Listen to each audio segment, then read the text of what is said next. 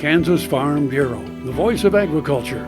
To join today or for more information, go to kfb.org or find us on Facebook and Twitter. Welcome back to our final segment as we continue our story on Cultivate KC and Junifer Gardens. Junifer Gardens Training Farm is home to New Roots for Refugees, a collaborative program with the Catholic Charities of Northeast Kansas and the Kansas City, Kansas Housing Authority.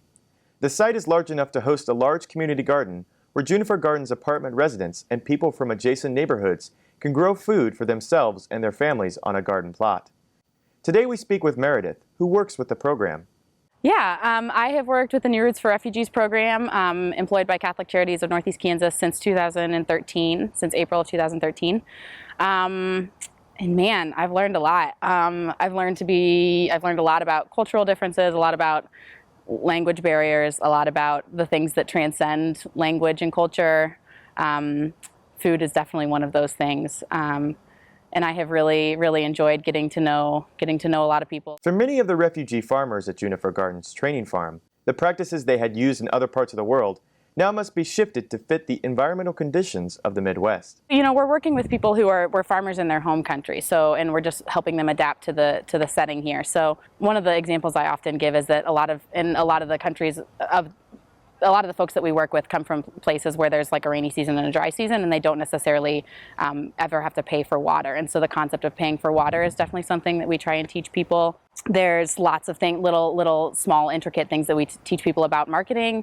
They also are I think we're really visually driven as a people, and so we look for like really high. We want to see like really high quality, and that's not necessarily the same as a lot of folks that we work with. They'll barter, you know, they'll verbally barter. They don't need a price sign, and they'll often want quantity over quality. The farmers at the farm are also learning about organic versus traditional farming practices and how they affect local farmers. So we have everyone follow organic standards. We are not certified organic, but we do, you know, have typical pest problems that you would encounter here. We are training people to sell, you know, here in the United States, so kind of in an American market. So we encourage people to grow a lot of things that are more palatable to an American taste. Swiss chard seems to be a common thing that a lot of folks from Burma and Bhutan don't eat. So those are the folks we work with in our program. We want people to grow things that will sell here in an American marketplace, but we also want people to grow what they're familiar with. And one of the wonderful things about this program is it gives people access to land that they can, you know, reconnect with the land. They can grow food that's familiar to them, and things that they won't be able to find in a grocery store here, or if they can find it in some kind of market, it's not going to be grown fresh or locally.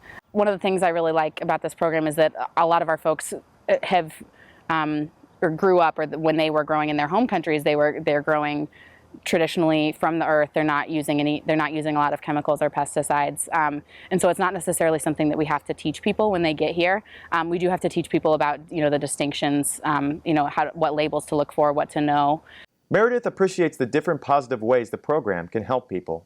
Yeah, so I really love that this program kind of makes people understand the way that we can connect around food, and I think it's you know, eating and joining around a table and sharing with faith, with family, with friends.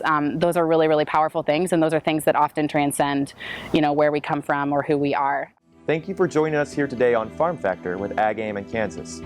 For more of Farm Factor, or if you want to view this episode again, visit us on www.agaiminkansas.com, or you can like us on Facebook or follow us on Twitter. So have a good day with good luck.